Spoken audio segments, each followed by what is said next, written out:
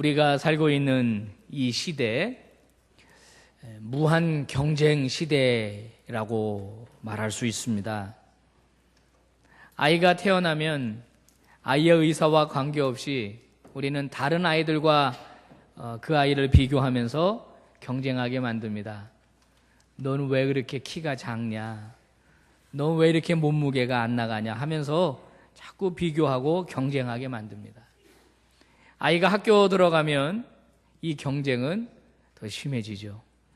성적이라는 게 나오잖아요. 점수라는 게 나오잖아요. 그래서 아이들을 점수대로 줄을 세웁니다. 그러다 보니까 아이들이 학교 안에서도 이 경쟁을 할 수밖에 없어요. 물론 선의의 경쟁도 있고 경쟁의 긍정적인 면도 있지만 이 경쟁이라고 하는 것은 사람을 참 피곤하고 힘들게 만듭니다.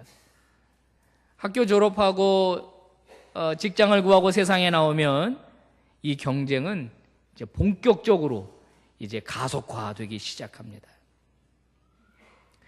전에 신문에 안타까운 기사가 한번 나섰더랬는데요. 34살 먹은 젊은 은행원입니다. 그런데 젊은 나이에 외국계 은행의 지점장이 됐어요. 얼마나 기쁘고 좋은 일입니까? 그런데 얼마 못 지나서 그만 스스로 목숨을 끊고 말았습니다.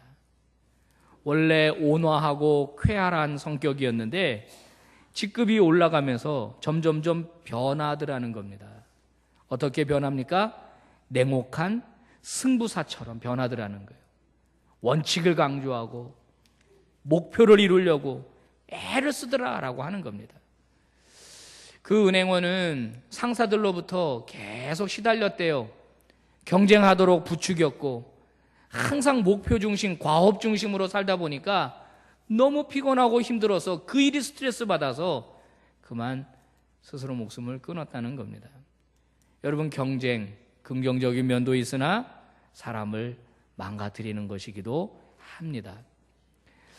스투 웨버라고 하는 사람이 쓴 책 중에요, 남자들이여 부드러운 전사가 되라, 부드러운 전사가 되라, 이런 제목의 책이 있는데요, 이분은 남자에겐 4가지 기둥이 있다 이렇게 말합니다. 4가지 기둥을 조화 있게 갖출 때 그가 진정한 남자다 그래요.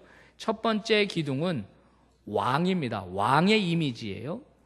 이 왕으로서의 이미지를 가진 남자는 꿈과 비전이 있어야 합니다. 남자가 가져야 할 첫 번째 기둥이라는 겁니다.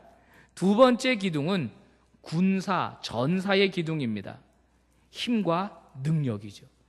남자는 힘이 있어야 돼, 능력이 있어야 돼, 맞는 얘기입니다. 세 번째 기둥은 멘토입니다. 멘토는 뭘 말합니까? 믿음과 지혜를 말합니다. 남자가 비전도 있어야 되고 그리고 용기도 있어야 되고 능력도 있어야 되지만 무엇보다 지혜가 필요하다는 거예요. 신뢰가 필요하다라는 거예요. 자, 마지막 4번째 기둥은 무엇이냐면 친구입니다. 친구의 이미지. 따뜻한 가슴, 진정한 사랑, 이것이 남자가 갖추어야 할 또 하나의 기둥이라는 겁니다. 남자는 이 4개의 기둥 위에 자신의 가정이라고 하는 작은 문명을 세운다 그랬습니다. 그런데 이 사회 자체가 경쟁 사회이다 보니까는 남자들이 남을 이기고 강조하는 경쟁 구조 속에서 왕의 기둥, 왕의 이미지나 군사의 이미지만 강요받아서 왜곡된 인생을 살게 된다는 겁니다. 불균형을 가진 남성을 양산하게 되고 사람보다 일을 좋아하고 관계보다는 목표를 달성하는 성취지향적 인간으로 남자가 변한다는 겁니다. 그래서 균형 감각을 상실하고 그 4개의 기둥 위에 세워진 가정이 위태로워진다는 거예요. 그래서 남자들이요, 균형감을 갖춰라. 능력도 중요하고 비전도 중요하고 힘도 중요하지만 무엇보다 따뜻한 가슴을 가지고 지혜로운 남자들이 되라, 그런 이야기입니다. 어디 남자뿐입니까? 여성은 더 말할 나위가 없죠. 남자들이 사회 나가서 경쟁하지만 여자들끼리도 굉장히 시기 질투 많이 하잖아요.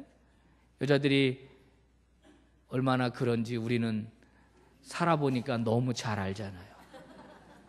꼭 동창회 갔다 오면 싸운다는 거예요. 동창회 갔다 오면. 좀 다른 얘기긴 한데 어떤 부인이 동창회 갔다 와서 뿔딱지가 났대요. 남편이 여보 왜 이렇게 화났어? 왜? 그 친구 남편이 사준 좋은 자동차 타고 나온 친구 때문에 그래? 아 됐어. 뿔따고 하는 거예요. 왜? 누가 모피코트 입고 나왔어? 남편이 사줬대? 아 됐어. 그리고 화장실 싱크대 가서 막 팍팍팍 하고 막 거의 그릇 깨기 직전까지 열이 받아. 아 왜 그래? 뭐 때문에 그래? 그랬더니 이 여자가 하는 말이에요.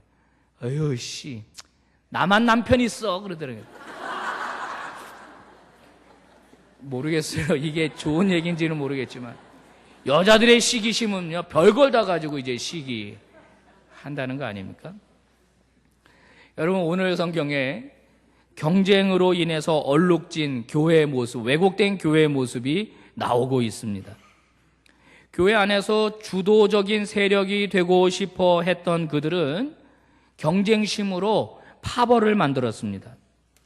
자, 그들은 그 파벌 때문에 서로 사랑하고 존중해야 할 교회 안에서 시기하고 분쟁하고 다툼을 일삼았습니다. 바울은 그 문제를 오늘 정확하게 지적을 하고 있는데요. 3절을 보시면 바울이 이렇게 말합니다. 너희 가운데 고린도 교회야 너희 가운데 시기와 분쟁이 있으니 어찌 사람을 따라 행하느냐. 바꾸어 말하면 너희들이 사람을 따라 행하니까 시기와 분쟁이 있구나 그 얘기를 하는 겁니다. 우리 이미 잘 아는 대로 고린도 교회에 4가지 파당이 있었지 않습니까? 나는 바울파다, 나는 아볼로파다, 나는 게바파다, 나는 그리스도파다. 저들은 저마다 자신들만의 모임을 만들었습니다. 그래서 우리는 바울파야 하면서 자기들끼리 똘똘 뭉쳤지만은 상대적으로 다른 모임의 사람들과 시기하고 분쟁했습니다. 자기들은 더 우월하다고 생각했겠죠. 그리고 상대는 그렇지 않다고 폄훼했을 것입니다. 사도 바울은 이런 일이 왜 생기느냐 그 원인을 어떻게 간파하고 있느냐면 너희가 아직 영적으로 어린아이구나, 어린아이이기 때문에 이런 일이 생기는구나 이렇게 말합니다. 우리가 잘 아는 대로 어린아이는 자기 중심적입니다. 자기만 생각합니다. 남 생각하지 않습니다.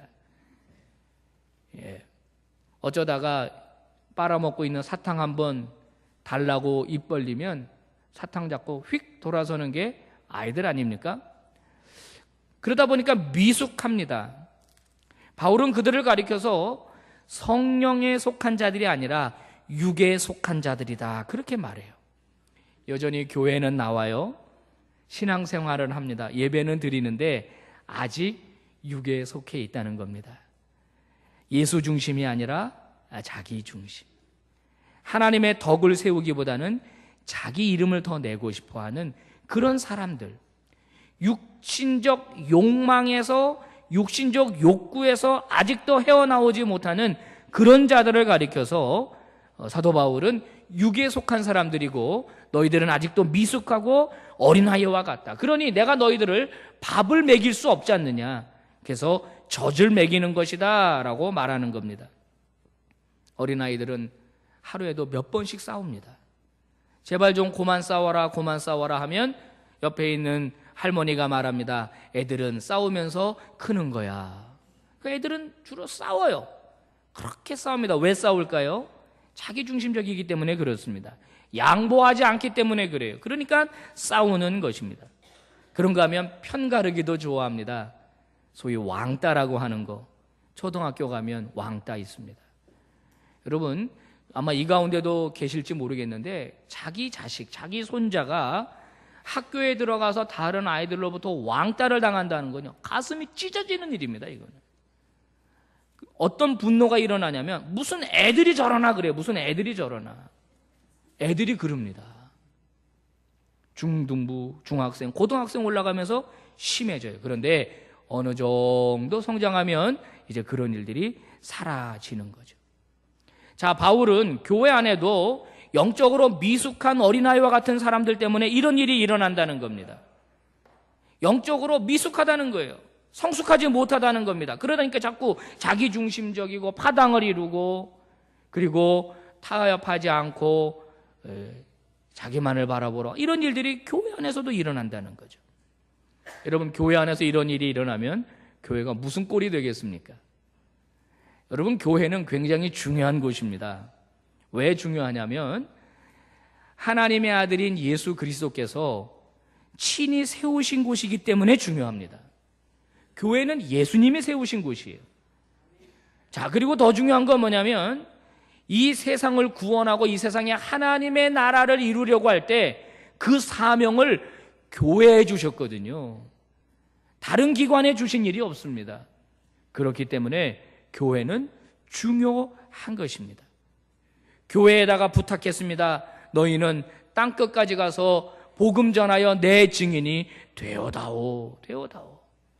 너희는 가서 모든 족속으로 제자를 삼아라. 아버지와 아들과 성령의 이름으로 그들에게 세례를 베풀어라. 주님이 교회에게 부탁하셨습니다. 그런데 교회가 서로 갈등하고 싸우면 교회가 그 사명을 감당할 수 있겠습니까? 어려운 거죠. 서로가 서로를 찌르고 서로가 서로를 베고 교회 안에서 피투성이가 돼가지고 신음하고 그거 해결하느라고 교회에게 주어진 본연의 사명을 감당하지 못하게 된다는 겁니다. 교회 밖에 있는 사람들이 교회를 볼 때 혀를 찹니다. 니들이나 좀 잘하고 전도해라. 니들이나 그리스도의 사랑을 좀 확인하고 우리한테 예수 믿으라고 해라 라고 하는 손가락질을 당하게 된다라고 하는 겁니다. 저는 엊그저께 얼마 안 됐습니다. 한 일주일 됐나? 최근에 한 기독교 단체에서 세미나를 하면서 거기에 발제됐던 이 소논문을 제가 이제 받았습니다. 그 페북에서 만난 교수님한테 부탁을 했더니 바로 보내주더라고요. 그 논문은 제가 요즘 관심을 갖고 있는 그런 어떤 현상에 대한 그런 논문이었습니다. 전에도 말씀드렸는데 가나안 교인이라고 들어보셨잖아요. 가나안 거꾸로 하면 안 나가. 믿음도 있고 신앙도 있어요. 예수도 믿어요. 그런데 교회는 안 나가. 여러분, 그런 사람들이 굉장히 많다는 거예요. 얼마나 되느냐, 몇 명쯤 될 거냐, 그 논문에 뭐라고 말하냐면 100만 명은 될 거라는 거예요. 우리나라에. 예수는 믿고 하나님은 믿는데 신앙은 있는데 교회 가기 싫다는 거예요. 왜 그럴까요? 교회에서 상처받은 거예요. 교회에서 실망한 거예요. 그들이 이제 전에 있는 교회는 몇 년 다녔습니까? 뭐 직분은 뭐였습니까? 어느 교파에 있었습니까? 그걸 쭉 설문해가지고 그래프로 만들었고 그걸 갖다 이제 해석하고 설명을 하는데요. 더 심각한 거는 제가 보니까 지금 다니고 있는 교회도 마음에 안 든다는 거예요. 지금 다니고 있는 교회도. 그들 중에 교회 다니는 사람도 물어봤거든요. 그러면 왜 교회를 떠났을까 하고 물었더니 첫 번째 대답이 뭔지 아십니까? 독단적으로 목회하는 목사 때문에 떠났다는 거예요. 남 얘기가 아니더라고요. 독단적으로 자기가 교회 주인 노릇하는 목사 때문에 교회를 떠났다는 거예요. 두 번째 뭔지 아세요? 지나친 크게 짓는 교회 건축. 세 번째 뭔지 아세요? 헌금 강요. 네 번째는요, 교회 안에 파벌 분쟁. 이게 싫어서 교회를 떠났다는 거예요. 다섯 번째 뭔지 아세요? 다른 교우들로부터 받은 상처. 이것 때문에 교회를 떠났다는 거예요. 그런 사람들이 무려 100만 명 된다라고 하는 겁니다. 한마디로 말하면 교회가 교회답지 못할 때, 목사가 목사답지 못할 때, 직분자들이 직분자답지 못할 때 그 교회는 교인을 떨궈버리는, 교인을 쫓아내버리는 그런 병든 교회로 전락한다라고 하는 겁니다. 여러분, 과거 우리 한국 교회는 그렇지 않았습니다. 그죠? 불과 몇십 년 전만 하더라도 교회가 세상을 리드했습니다. 교회가 세상을 이끌었던 적이 있었습니다. 대표적인 예로 3.1운동입니다. 그 당시 교인은 전체 인구의 1%밖에 되지 않았다 그래요. 그런데 33명의 지도자 중에 무려 16명이 그리스도인이었다. 이런 보고가 있지 않습니까? 원래 3.1운동 일으키려고 했던 게 3월 2일이었대요. 고종 황제의 장례식 전날 하려고 그랬대요. 그때 독립선언서를 낭독하려고 그랬다는 겁니다. 근데 그날이 주일이었다는 거예요. 그래서 기독교계가 부탁을 했다는 거예요. 주일날 하지 말고 하루 전날 합시다. 그래서 3.1운동이 됐다는 거예요. 불교의 지도자였던 스님이었죠. 만해 한용운 선생님 같은 분들, 이런 분들도 다 교회에 와서 거사를 의논했습니다. 교회가 세상을 이끌었습니다. 정신적 지주 역할을 했습니다. 그런데 지금은 그렇지 않다는 거예요. 여러분, 다른 교회 말하지 말고 우리 교회 어떤 것 같습니까? 우리 교회 어떤 것 같아요? 우리 교회 건강한 교회입니까? 우리 교회 정말 소개할 만한 그런 교회인가요? 우리 교회 안에 수많은 남녀 성교회도 있고 사역팀도 많고, 그런데 어때요? 분쟁이 있습니까? 갈등이 있습니까? 사랑하는 여러분, 교회 안에는 늘 성숙하지 못한 사람이 있게 마련입니다. 자꾸 나만 바라봐줘, 자꾸 자기 존재를 드러내려고 하는 분들이 있습니다. 자꾸 자기 중심적으로 모든 일을 끌어가려고 하는 분들은 꼭 있게 마련입니다. 그러나 성숙한 그리스도인들이 참아주고 인내해주고 용납해주니까 교회가 이제 이렇게 부흥해 가는 거예요. 사랑하는 성도 여러분, 건강한 그리스도인이 되시기를 주의 이름으로 축복합니다. 육에 속한 자가 되지 마시고 성령에 속한 자가 되시기를 바랍니다. 내 중심이 아니라 하나님 중심, 교회 중심이 되시기를 바랍니다. 내 이름을 높이려고 하지 말고 교회 덕을 세우는 그런 믿음의 종들 되시기를 다시 한번 부탁합니다. 사도 바울은 분쟁을 일삼는 고린도 교회를 향하여 이렇게 일침을 가합니다. 5절 말씀 한번 보십시다. 5절에서 이렇게 말합니다. 도대체 아볼로는 무엇이며 바울은 무엇이냐? 지금 바울이 하는 말입니다. 아볼로는 무엇이고 바울은 무엇이냐? 상당히 격한 표현을 쓰고 있죠. 자신과 아볼로를 향하여 누구냐라고 묻는 게 아니라 무엇이냐라고 묻습니다. 여기서 무엇이냐라고 하는 중성명사는 물건이나 도구를 지칭할 때 사용하는 말입니다. 무슨 말입니까? 자신을 낮추고 있는 겁니다. 자신을 경멸하고 있는 겁니다. 스스로의 지위를 떨어뜨리고 있습니다. 나나 아볼로는 뭐냐? 도구라는 거예요, 도구. 누구의 도구? 하나님 도구라는 겁니다. 자신은 결코 내세울 만한 게 있는 사람이 아니고 파벌의 중심에 설 만한 사람이 아니다라는 거예요. 바울파 같은 거 만들 필요 없다라는 거예요. 아볼로파 같은 거 만들 필요 없다는 겁니다. 나는 뭐냐? 나는 아무것도 아니다. 바울이 그렇게 말하고 있어요. 그리고 교회를 가리켜서 하나님의 밭이다라고 농업적인 메타포를 사용해서 자신에게 주어진 역할, 자신에게 주어진 사역을 그가 설명하는데요. 자, 우리 교회는 하나님의 밭이다. 밭이라고 보자. 그러면 이 밭에 씨를 뿌린 사람이 나다. 나는 그냥 씨를 뿌렸을 뿐이다. 그렇게 말합니다. 그리고 아볼로라고 하는 사람은 거기다가 물을 주었을 뿐이다. 여러분, 우리가 잘 아는 대로 사도 바울이 고린도 지역에 처음 갔습니다. 최초로 거기에 복음을 전했습니다. 복음에 씨를 뿌렸습니다. 그래서 거기 그리스도인들이 생겨났잖아요. 그리고 교회가 생긴 거 아닙니까? 그리고 바울이 1년 6개월 사역하다가 고린도 지역을 떠나서 다른 지역으로 갔습니다. 그리고 그 교회에 누가 부임했느냐? 아볼로가 부임을 한 겁니다. 아볼로가 목회했어요. 아볼로는 뭐 했습니까? 양육했습니다. 성도들을 잘 양육했어요. 그 행위를 물 줬다, 그렇게 표현하는 겁니다. 자, 여러분 보세요. 누군가가 처음 밭을 일구고 그 밭을 다 일고 돌 골라내고 거기다가 씨를 뿌렸으면 그 사람이 주인 노릇해도 됩니다. 그죠?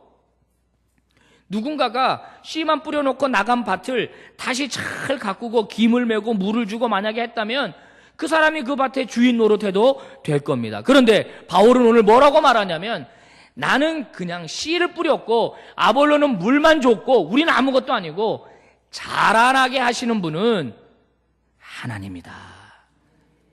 우리는 아무것도 아니고 하나님이 하셨다. 하나님이 하셨다. 여러분, 그러므로 저를 포함해서 모든 사역자들은 착각하면 안 됩니다.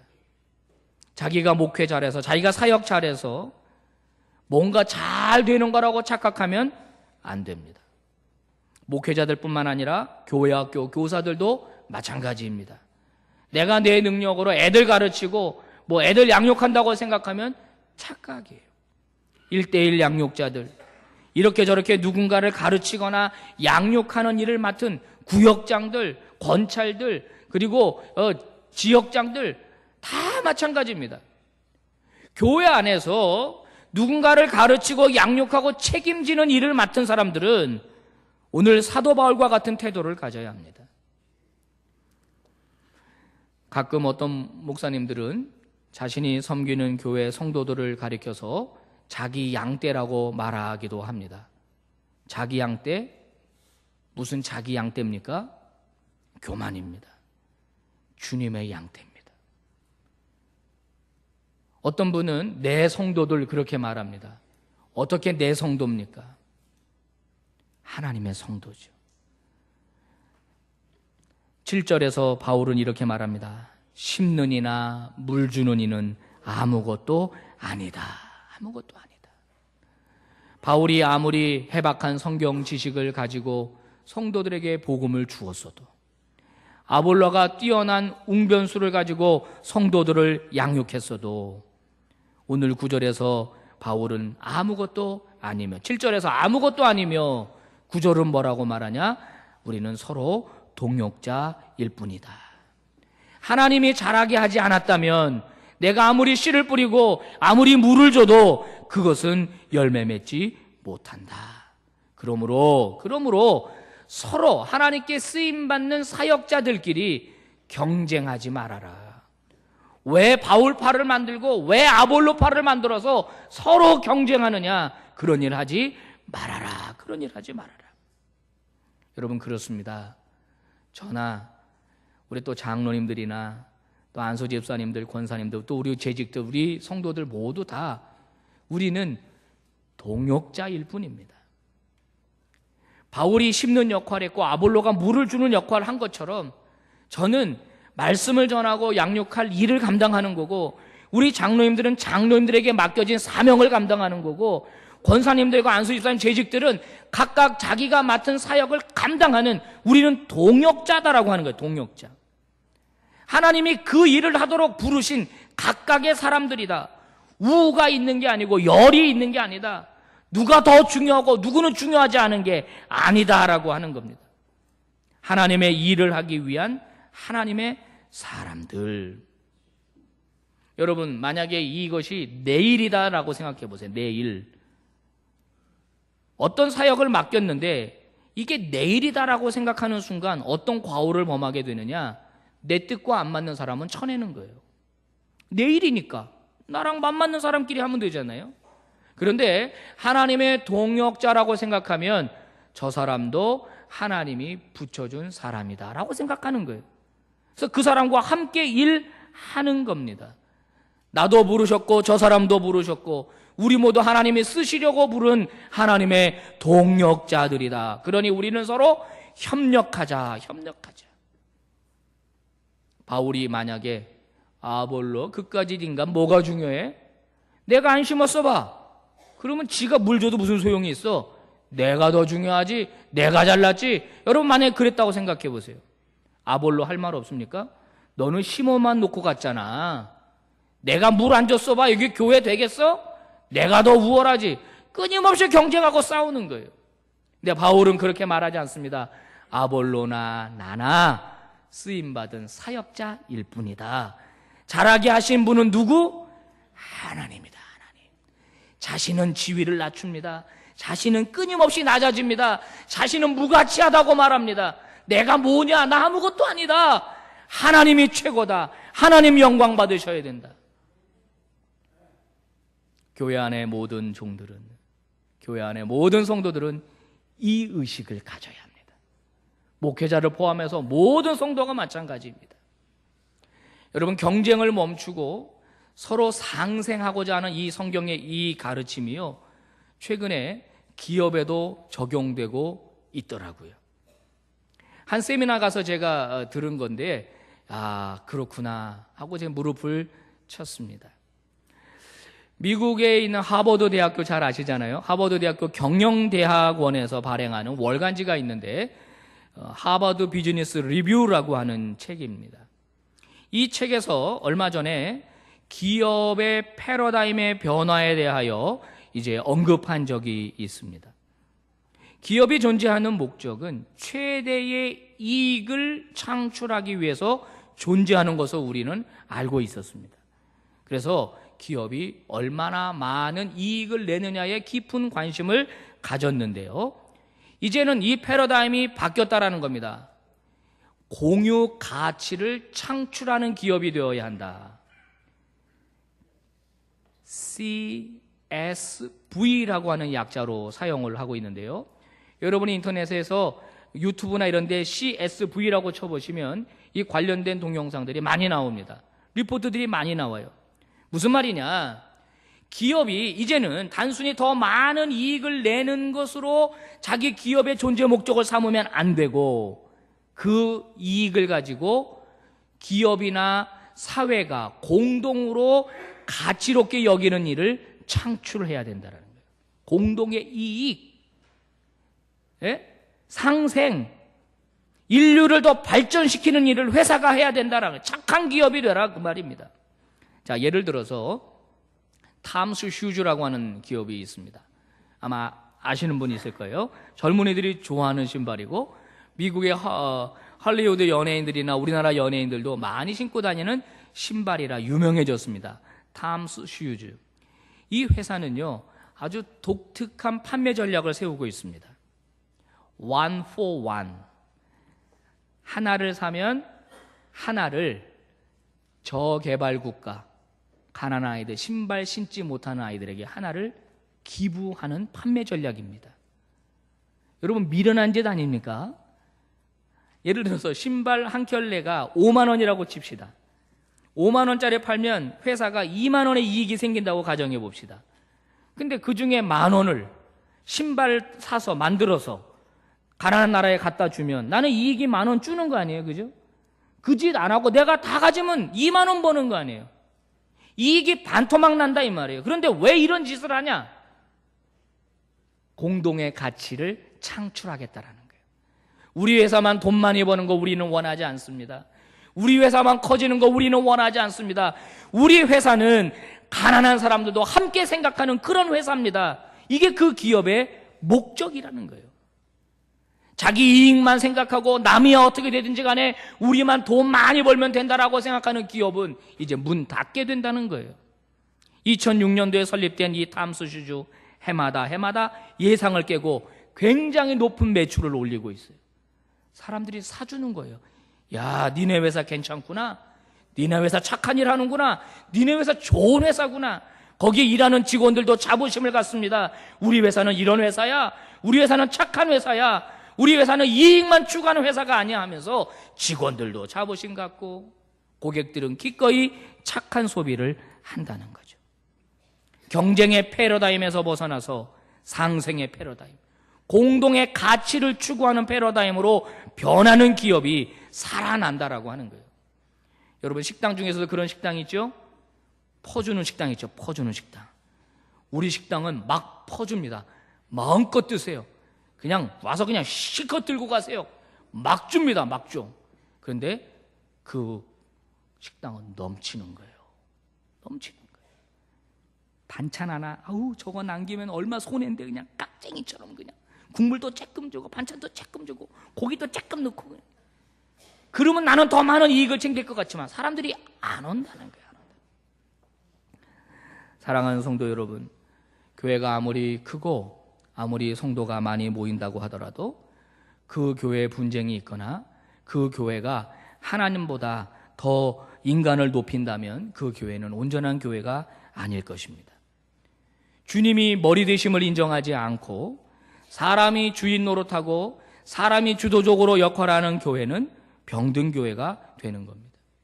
이런 맥락에서 교회가 개척되고 성장하고 부흥하는 모든 과정에 있어서 인간의 역할은 미미하다는 것이 오늘 성경이 우리에게 주시는 가르침입니다. 교회가 탄생하고 성도가 전도되고 그가 예수 믿고 성장하고 성숙해서 부흥하고 또 성숙한 그리스도인이 되는 그 이유는 인간 때문이 아니라 오직 하나님 때문에 이루어졌다라고 고백하는 그런 교회가 되라는 겁니다. 우리 서부제일교회는 오직 하나님 앞에만 영광 돌리는 그런 교회가 될 수 있기를 주의 이름으로 축복합니다. 그리고 우리 서로를 동역자로 여기십시오. 경쟁 상대가 아니라 우리는 하나님의 종이고 하나님의 사역자일 뿐입니다. 우리가 한 마음으로 그렇게 교회를 세워간다면 우리 교회는 정말 건강한 교회가 될 것입니다. 오늘 하나님 우리에게 귀한 말씀 주셨습니다. 세속적인 경쟁 논리가 적용되는 그런 교회를 만들지 말아라. 모든 목회자들과 중직자들과 재직들과 함께 성경적인 교회를 세워라.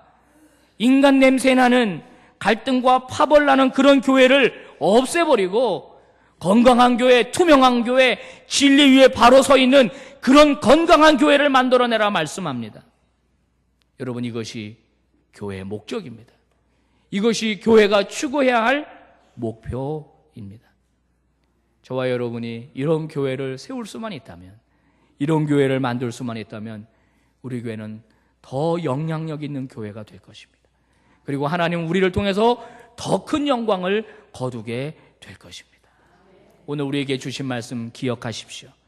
그런즉 심는 이나 물 주는 이는 아무것도 아니로되 오직 자라게 하시는 이는 하나님뿐이니라. 아멘. 아멘. 기도하겠습니다. 하나님 아버지 감사합니다. 오늘도 저희들에게 말씀 주시고 깨달음 주셔서 감사합니다. 아버지, 저희는 정말 아무것도 아닙니다. 오직 하나님이 하셨습니다. 앞으로 하나님이 하실 줄로 믿습니다. 우리 서부제일교회 건강한 교회 되게 하여 주시옵소서. 투명한 교회 되게 하여 주시옵소서.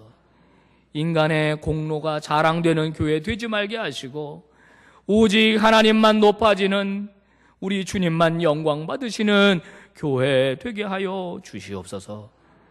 혹여라도 분쟁이 있거나 시기와 질투가 있다면 말씀 가운데 순정하고 다 내려놓게 하시고 동역자의 마음으로 서로를 인정하고 손에 손을 잡고 믿음으로 귀한 교회 세워가는 우리 모든 교우들이 다 되게 하여 주시옵소서.